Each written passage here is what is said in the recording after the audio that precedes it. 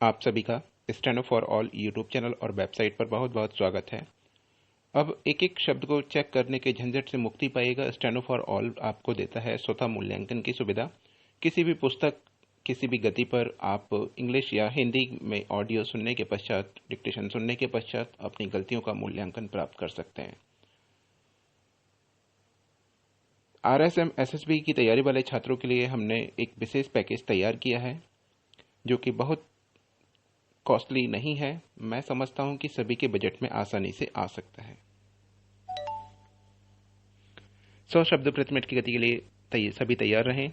ये हमारा second dictation है। रेडी।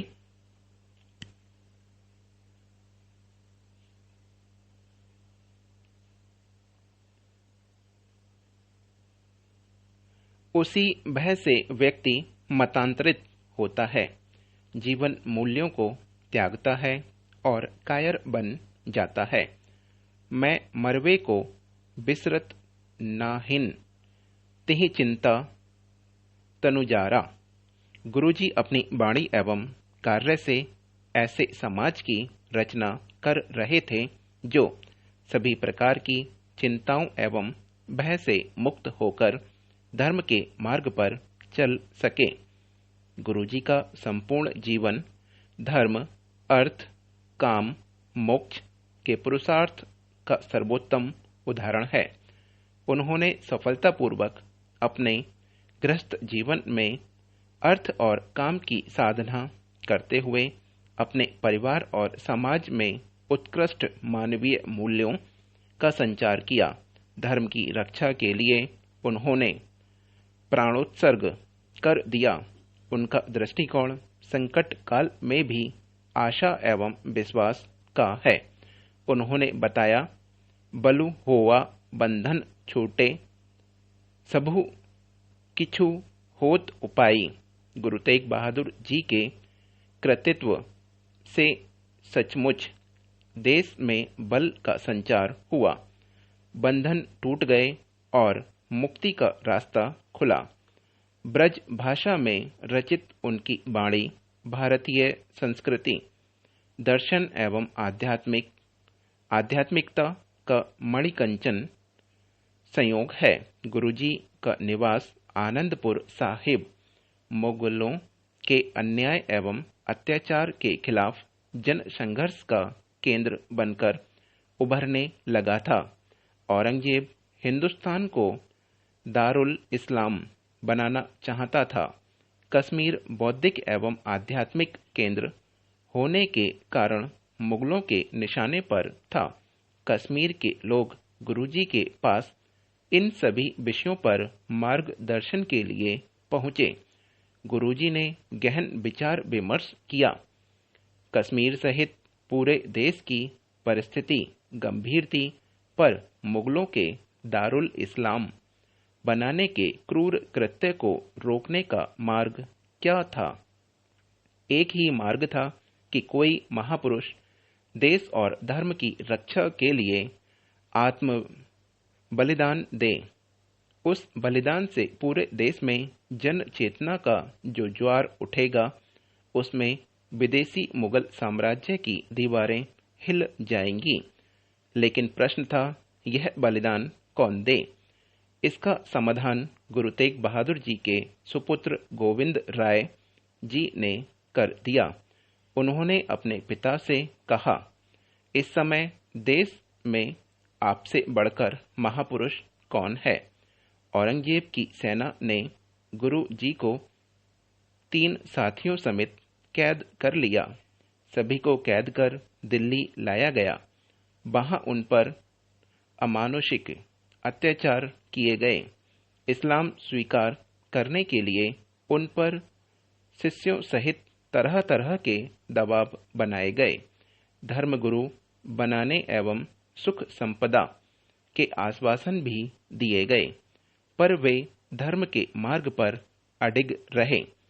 दिल्ली के चांदनी चौक में तेग बहादुर जी की आंखों के सामने भाई मतीदास को आरे से बीचों बीच चीर दिया गया। भाई दयाला को खौलते तेल में उबाल दिया गया और भाई सतीदास को रुई के ढेर में बांधकर जला दिया गया। शायद मुगल साम्राज्य को लगता था कि अपने साथियों के साथ हुआ यह व्यवहार गुरुजी को भयभीत कर देगा। गुरुजी जानते थे कि अन्याय और अत्याचार से लड़ना ही धर्म है, इसलिए वह अविचलित रहे। काजी ने आदेश दिया और जल्लाद ने गुरु जी का सिर धड़ से अलग कर दिया। उनके इस आत्म बलिदान ने पूरे देश में एक नई चेतना पैदा कर दी। दशम गुरु गोविंद सिंह ने अपने पिता के बलिदान पर कहा, तिलक जंजू राखा प्रभ ताका, कीनो बड़ो कलू माही साका, साधनी हेति इति जिनी करी, शीस दिया पर सीन उचारी। आज जब देश गुरु जी के प्रकाश के 400 साल मना रहा है, तो उनके बताए रास्ते का अनुसरण करना ही उनकी वास्तविक पुण्य स्मृति होगी। आज सर्वत्र भोग और भौतिक सुखों की होड़ लगी हुई है, लेकिन गुरुजी ने तो त्याग और संयम का रास्ता दिखाया था। चारों तरफ ईर्ष्या, द्वेष, स्वार्थों एवं भेदभाव का बोलबाला है।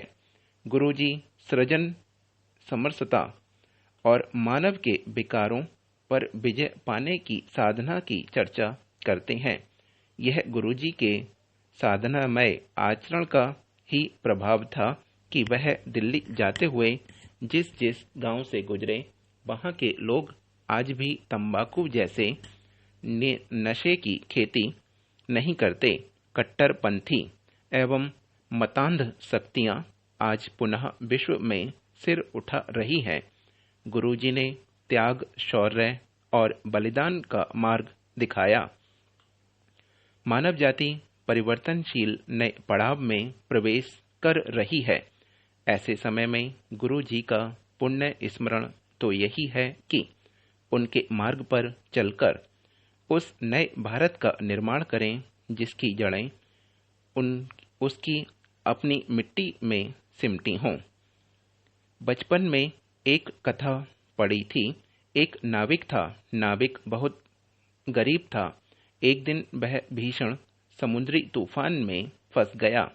समुद्री लहरों ने उसे एक ऐसे द्वीप पर पहुंचा दिया जहां की आबादी पुरातन जीवन यापन में जुटी थी।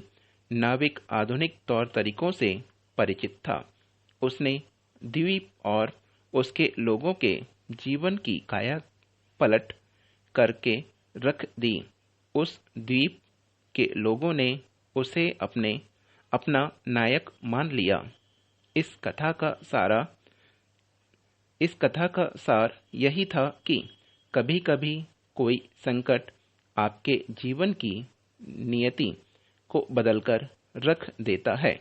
कोरोना काल जैसी आपदा भी कई ऐसे बदलाव लाने वाली सिद्ध हुई है, जिसका वर्णन लेखक ने अपने आलेख वर्क फ्रॉम होम की मजबूरी जरूरत बनी में किया है।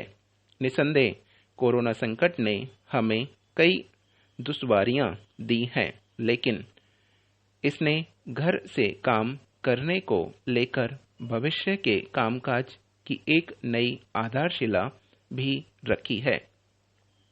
उन्होंने उचित लिखा है कि चूंकि शहरों में दफ्तर और घर के बीच में दूरियां और ज्यादा बढ़ती जा रही हैं, तो कभी भी कर्मी की दिनचर्या का एक बड़ा हिस्सा तो आवाजाही में ही गुजर जाता है।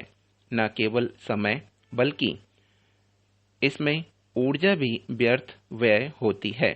ऐसे में यदि दफ्तर के बजाय घर से ही काम करने का अवसर मिले तो आवाजाही में समय धन और ऊर्जा की जो बचत होगी उसका उपयोग किसी अन्य उत्पादक कार्य के लिए किया जा सकेगा। इससे संबंधित व्यक्ति और उसके संस्थान की उत्पादकता में भी वृद्धि होगी, जिसका लाभ समग्र अर्थव्यवस्था को व्यापक रूप से मिल सकेगा। साथ ही पर्यावरण एवं संसाधनों पर तो दबाव घटेगा ही, इसके अतिरिक्त अंधाधुंध हो रहे शहरीकरण पर भी विराम लग सकेगा। देश में ग्रामीण और शहरी आबादी के बीच बढ़ता असंतुलन भी कम होगा, क्योंकि कई काम ऐसे भी होंगे कि लोगों को पलायन ही न करना पड़े। स्वाभाविक है कि घर से काम करने के तमाम लाभ दिख रहे हैं, लेकिन इसके कई सन्निहित जोखिम भी हैं। लोगों की आवाजाही सीमित होने से उनकी शारीरिक गतिविधियां और सामाजिक संपर्क घटेगा। यह हमारी डिक्टेशन समाप्त हो चुकी है, जो कि 1012 या 13 शब्द की थी। जिन्होंने इसका सब्सक्रिप्शन लिया हुआ है, वेबसाइट पर जाकर टाइप करके देख सकते हैं। आपको स्वतः मूल्यांकन सुविधा यहाँ पर मिलती है।